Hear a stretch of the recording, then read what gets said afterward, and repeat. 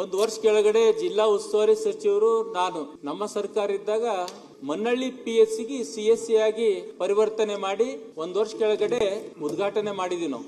ಅದಾದ್ಮೇಲೆ ಕೂಡ ಇನ್ನೂತನ ಒಂದು D ಗ್ರೂಪ್ ನೌಕರರು ಕೂಡ ಅಲ್ಲಿ ನೇಮಕ ಮಾಡಿಲ್ಲ, ಒಬ್ಬ ಡಾಕ್ಟರ್ ಕೂಡ ನೇಮಕ ಆಗಿಲ್ಲ. ಸುಮಾರು 10 ಕೋಟಿ ಸರ್ಕಾರದ ವೆಚ್ಚ ಆ ಒಂದು ಕಟ್ಟಡಕ್ಕೆ ನಿರ್ಮಾಣ ಆಗಿದೆ, ಪೋಸ್ಟ್ಮಾರ್ಟಮ್ ರೂಮ್ ಆಗಿದೆ, ಇನ್ನಿತರ ಎಲ್ಲ ಫರ್ನಿಚರ್ ಬಂದಿದೆ. ಓನ್ಲಿ ಎಕ್ವಿಪ್ಮೆಂಟ್ಸ್ ಬರಬೇಕು, ಅದು 3 ಕೋಟಿ ಹಣ ಹಾಗೆ ಇದೆ. ಇನ್ನು DHO ಕೂಡ ಟೆಂಡರ್ ಮಾಡಿಲ್ಲ. ನಾನು ಸುಮಾರು 8 ಸಲ ನಾನು ಮನವಿ ಮಾಡಿದ್ದೀನಿ. ನಮ್ಮ ಉಸ್ತುವಾರಿ ಸಚಿವರು ಹೇಳಿದ್ರೆ, ಒಂದ್ಸಲ ಮಂತ್ರಿಯವರು ಕೂಡ ಇಲ್ಲೇ ಒಳಗಡೆ ಕೂತಾಗ ಹೇಳಿದ್ದೆ. ಮನ್ನಳ್ಳಿ ಜಿಲ್ಲಾ ಪಂಚಾಯತ್ ಕ್ಷೇತ್ರ ಇದೆ, ಪೂರ್ತಿ ತೆಲಂಗಾಣ ಹತ್ತಿದ ಊರಿದೆ. ಎಲ್ಲ ತೆಲುಗು ಮಾತಾಡೋ ಜನ ಬಹಳಷ್ಟು ಜನ ಇದ್ದಾರೆ, ಬಹಳಷ್ಟು ಜನ OBC ಜನ ಕಡುಬಡವರು ಇರ್ತಾರೆ. ಅಧ್ಯಕ್ಷರೇ ಹರ್ಷಗುಪ್ತ ಅವ್ರು ಇಲ್ಲೇ ಇದ್ದಾರೆ, ಅವ್ರಿಗೆ ಗೊತ್ತು, ಅಲ್ಲಿ DC ಆಗಿ ಕೆಲಸ ಮಾಡಿದಾರೆ. ನಮ್ಮ ಯಾಕೆ ಅಷ್ಟೊಂದು ಕಡುಬರಿದೆ, ಅಲ್ಲೊಂದು CSC ಮಾಡಿದಗೋಸ್ಕರ ಇನ್ನು 1 ವರ್ಷ ಇತ್ತು ನೇಮಕ ಮಾಡಿಲ್ಲ ಅಂದ್ರೆ ಅಲ್ಲಿಂದ DHO ಏನ್ ಮಾಡ್ತಾ ಇದಾರೆ, ಮೇಲೆ ವರದಿ ಕೊಟ್ಟರ ಇಲ್ಲೋ, ಮೇಲಂತ ಸಚಿವರಿಗೆ ಏನ್ ಹೇಳಿದಾರ ಇಲ್ಲೋ, ಅಂದ್ರೆ ಎಷ್ಟರ ಮಟ್ಟಿಗೆ ಸೀರಿಯಸ್ ಇದಾರ ಅಂತ ನಾ ತಮ್ಮ ಮೂಲಕ ಹೇಳಕ್ ಇಷ್ಟ ಪಡ್ತೀನಿ ಅಧ್ಯಕ್ಷರೇ. ಮೊನ್ನೆ ಕೇಳಿ ಗ್ರಾಮ ಯಾವ ತರ ನಮ್ಮ ಶಾರದಾ ಅಕ್ಕವರು ಹೇಳಿದ್ರು, ಅವ್ರಿಗೂ ತಾಲೂಕಾ ಆಸ್ಪತ್ರೆ ಇಲ್ಲ, ನಾನು ವಿಧಾನಸಭಾ ಕ್ಷೇತ್ರಕ್ಕೂ ತಾಲೂಕಾ ಆಸ್ಪತ್ರೆ ಇಲ್ಲ, ಜಿಲ್ಲಾ ಆಸ್ಪತ್ರೆ ಇಲ್ಲ. ನಮ್ಮ ಬೀದರ್ ದಕ್ಷಿಣ ಕ್ಷೇತ್ರ ಟೋಟಲಿ ಗ್ರಾಮೀಣ ಪ್ರದೇಶ ಕೂಡುವಂತ ಕ್ಷೇತ್ರ.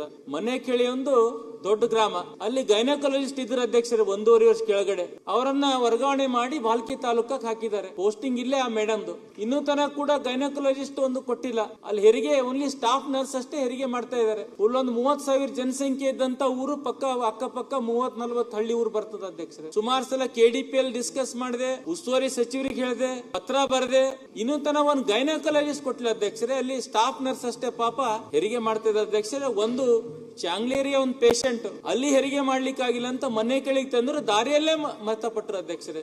ಇದು ನಮ್ಮ ಬೆಂಬಳಖೇಡದ ಒಂದು ಉದಾಹರಣೆ ಹೇಳ್ತಾ ಇದೀನಿ ಅಧ್ಯಕ್ಷರೇ. ಅಂದ್ರೆ ಈ ತರ ನಾನು ವಿನಂತಿ ಮಾಡ್ಕೋತೀನಿ ನಮ್ಮ ಹೆಲ್ತ್ ಮಿನಿಸ್ಟರ್ ಅವರಿಗೆ, ಸ್ವಲ್ಪ ಇದ್ರ ಬಗ್ಗೆ ಸೀರಿಯಸ್ ತಕೊಂಡು, ಎಲ್ಲೆಲ್ಲಿ ಡಾಕ್ಟರ್ಸ್ ಇಲ್ಲ, ಎಲ್ಲೆಲ್ಲಿ ಕೊರತೆ ಇದೆ ಅದ್ರ ಬಗ್ಗೆ. ಯಾಕಂದ್ರೆ ಡಾಕ್ಟರ್ ಎಜುಕೇಶನ್ ಒಂದು ಡಾಕ್ಟರ್ ಬಹಳ ಪುಣ್ಯದ ಕೆಲಸ. ಜನರಿಗೆ ನೇರವಾಗಿ ಮುಟ್ಟಂತ, ಜನರಿಗೆ ಸಹಾಯ ಮಾಡಂತ ಯಾವ್ದ್ರ ಒಂದು ಡಿಪಾರ್ಟ್ಮೆಂಟ್ ಇದ್ರೆ ಅದು ಆರೋಗ್ಯ ಡಿಪಾರ್ಟ್ಮೆಂಟ್. ಅದನ್ನ ಇದೊಂದು ಆಂಬುಲೆನ್ಸ್ ಇದೆ 4 ತಾಲೂಕಾ, ಚಾಂಗ್ಲೇರಿ, ಬೆಂಬಳಖೇಡ ಅಂಡ್ ಮನೆ ಕೇಳಿ 3 PSC ಇದೆ ಅಧ್ಯಕ್ಷರೇ. ಅದರಲ್ಲಿ ಆಂಬುಲೆನ್ಸ್ 3 ಇದೆ, ಡ್ರೈವರ್ ಒಬ್ಬನೇನೋ ಅಧ್ಯಕ್ಷರೇ. ಸುಮಾರು ಸಲ ಹೇಳಿದ್ರು, ಇಲ್ಲ ಮೇಲಿಂದೇ ಬಂದಿಲ್ಲ, ಮೇಲಿಂದೇ ಅಪ್ರೂವಲ್ ಬಂದಿಲ್ಲ, D ಗ್ರೂಪ್ ಅಪ್ರೂವಲ್ ಬಂದಿಲ್ಲ. ಈ ತರ ಅಂದ್ರೆ ಅವ್ರಿಗೆ ಅಧಿಕಾರ DHO ಅವರಿಗೆ ಕೊಡ್ರಿ ಮೇಲಿಂದೆ. ನಿಮ್ secretary ACS level minister ambulance ಡ್ರೈವರೇ ಇರ್ಲಿಲ್ಲ ಅಂದ್ರ ಅವ್ನ ಹೆಂಗ್ ಬೀದರ್ಗೆ ಹೆಚ್ಚಿನ ಚಿಕಿತ್ಸೆಗೆ ಬೀದರ್, ಸೋಲಾಪುರ, ಹೈದರಾಬಾದ್ ಹೇಗೋಯ್ತಾನ ಅವನು? ಹಾದಿಯಲ್ಲೇ ಮರಣ ಹೊಂತಾರ. ಅದಕ್ಕಿಂತ ಸಾಕಷ್ಟು ಉದಾಹರಣೆಗಳಿವೆ. ಪೇಪರ್ ಕಟ್ಟಿಂಗ್ ಕೂಡ ತಮಗೆ ಕೊಡ್ತೀನಿ ನಾನು. ಅಂದ್ರೆ ಎಟ್ ಲೀಸ್ಟ್ ಅಧಿಕಾರ ಕೊಡ್ರಿ, ರಿವಾಲ್ವಿಂಗ್ ಫಂಡ್ ಕೊಡ್ರಿ. ಅದಕ್ಕೆ ಆಂಬುಲೆನ್ಸ್ ಡ್ರೈವರ್ಗಳಿಗೆ ತೋಲಿಕ್ರ ಒಂದು ಅಧಿಕಾರ ಕೊಡ್ರಿ ಕೆಳಮಟ್ಟ DHO ಒಳಗೆ ನಾನು ಹೇಳಕ್ ಇಚ್ಛೆ ಪಡ್ತೀನಿ.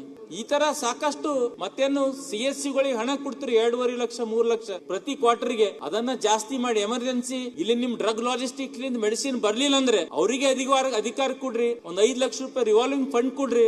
ಅವರೇನ್ರ ಪರ್ಚೇಸ್ ಮಾಡಿ ಎಂಟಿ ರೇಬಿಸ್ ಆಗ್ಲಿ, ಎಂಟಿ ಸ್ನೇಕ್ ಮೆಡಿಸಿನ್ ಇಂಜೆಕ್ಷನ್ ಅಲ್ಲಿ ಅಲ್ಲಿಂದಲೇ ತಕ್ಷಣ ಪರ್ಚೇಸ್ ಮಾಡಿ ಇಲ್ಲಿ ಕೊಡ್ಲಿಲ್ಲ ಅಂದ್ರೆ ಅಲ್ಲೇ ಅವ್ರಿಗೆ ಅಧಿಕಾರ ಕೊಟ್ರೆ ತಗೊಂಡು ಟ್ರೀಟ್ಮೆಂಟ್ ಕೊಡ್ತಾರೆ ಅಧ್ಯಕ್ಷರೇ. ಇದನ್ನ ಮಾನ್ಯ ಮಂತ್ರಿಯವರಿಗೆ ನಾನು ಹೇಳಕ್ ಇಚ್ಛೆ. ಮತ್ತೊಂದು MBBS, ಆಯುಷ್ ಡಾಕ್ಟರ್ಸ್ ಇರ್ತಾರೆ, ಅಲ್ಲಿ ಖಾಲಿ ಹುದ್ದೆಗಳು ಇರ್ತಾವ. ತೋಲಿಕ್ನು ಬಹಳಷ್ಟು ಮಾನದಂಡ. DC ಅವರಿಗೆ ಅಪ್ಲಿಕೇಶನ್ ಕೊಡ್ಬೇಕು. ಅವ್ರು DC ಅವ್ರು ಯಾವಾಗ ಖಾಲಿ ಇರ್ತಾರ ಅವಾಗ ಕರಿಬೇಕು. ಅವ್ರು ತೋಲಿಕೆ ಆಗಲ್ಲ. ನಾನು ಸುಮಾರು ಸಲ ಹೇಳಿನಿ, ಅಟ್ ಲೀಸ್ಟ್ ಇಲ್ಲಿಂದಾದ್ರೂ ಕೊಟ್ಟು ಒಂದು ರೂಲ್ಸ್ ಸ್ವಲ್ಪ ಸಡಿಲಿಕೆ ಮಾಡ್ರಿ. ತಕ್ಷಣ ವಾಕಿನ್ ಎಂಟ್ರಿ ತಗೋರ್ ಆದ್ರೆ ಅದು DHO ಗಳಿಗೆ ಪವರ್ ಕೊಡ್ರಿ. ಎಲ್ಲಿ ಖಾಲಿ ಇರ್ತಾರೆ ಗ್ರಾಮೀಣ ಪ್ರದೇಶದಲ್ಲಿ ಹೋಗಿ ಡ್ಯೂಟಿ ಮಾಡ್ಲಿಕ್ಕೆ ರೆಡಿ ಯಾರ MBBS doctor, AYUSH, homeopathy doctor ಗಳಿಗೆ ತಗೋರ್ ಅಧ್ಯಕ್ಷರೇ. ಸಾಕಷ್ಟು ವರ್ಷಕ್ಕೆ 100 ಸಂಖ್ಯೆಯಲ್ಲಿ ಪಾಸ್ಔಟ್ ಆಗಿ ಅವ್ರ ಖಾಲಿ ಹುದ್ದೆ ಬೇರೆ ಬೇರೆ ಸಿಸ್ಟಮ್ ಆಫ್ ಮೆಡಿಸಿನ್ ಕೆಲಸ ಮಾಡ್ತಾ ಇದಾರೆ. ಆಯುರ್ವೇದಿಕ್ ಡಾಕ್ಟರ್ ಗಳಿಗೆ ತಗೋರ್. ಅಟ್ಲೀಸ್ಟ್ ಗ್ರಾಮೀಣ ಪ್ರದೇಶ ಚಿಕಿತ್ಸೆ ಕೊಡ್ತಾರಲ್ಲ, ಖಾಲಿ CSC ಆಸ್ಪತ್ರೆಗಳು ಖಾಲಿ ಇರ್ತಾವಲ್ಲ ಅಧ್ಯಕ್ಷರೇ. ಅದಕ್ಕೆ ದಯವಿಟ್ಟು ಇಂಥವೆಲ್ಲ ಮಾನ್ಯ ತಮ್ಮ ಮೂಲಕ ಹೇಳಕ್ ಇಚ್ಛೆ ಪಡ್ತೀನಿ.